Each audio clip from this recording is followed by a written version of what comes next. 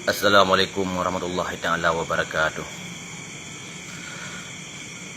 Nyo balasan video ke Bupati Pidia. Sidro Bupati Pidia yang kai perbit video yang bahawa rakyat Aceh ataupun rakyat Pidia hana payah ja ikut demo tulak people power Jakarta.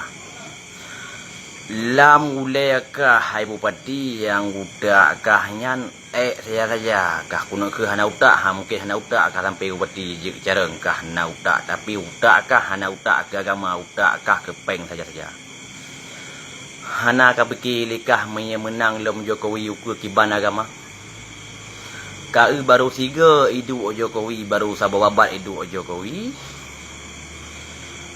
bet sebelum azan 5 minit jerit di masjid dan di menasah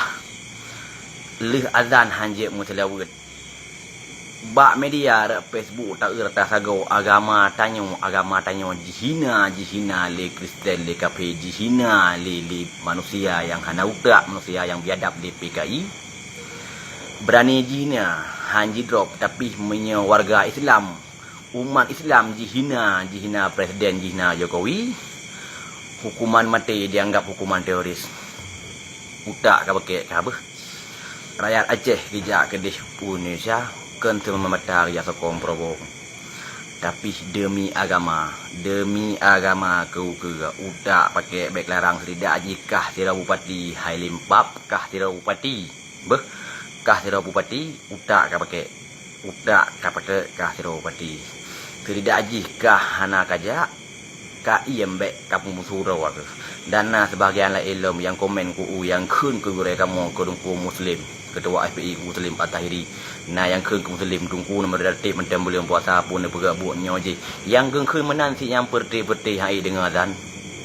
yang hanjit dengan azan yang si PKI yang kunyan hana pun tak menendam tanya sama-sama Islam walaupun jih Jawa tapi kau kiban dibela kebenaran hai kita yang wajah Islam mana sangat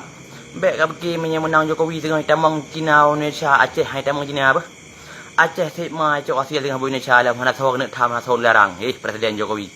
so yang musuh mepnai perlu lokap utak pakai hana payah perah cerita payah tadi utak pakai kah bupati utak ka pakai baik ke wajah ke hitam akal ke hitam utak ka pakai lam utak benar agama bajut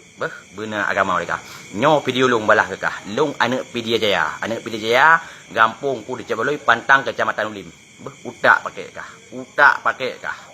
nyo balas halung ke kah hai Bupati Pidia Jaya kah tira bupati wajah pebek belung ke kah utak benar tak bekik Islam ku ke kiban nyan tak bekik kem probo ingat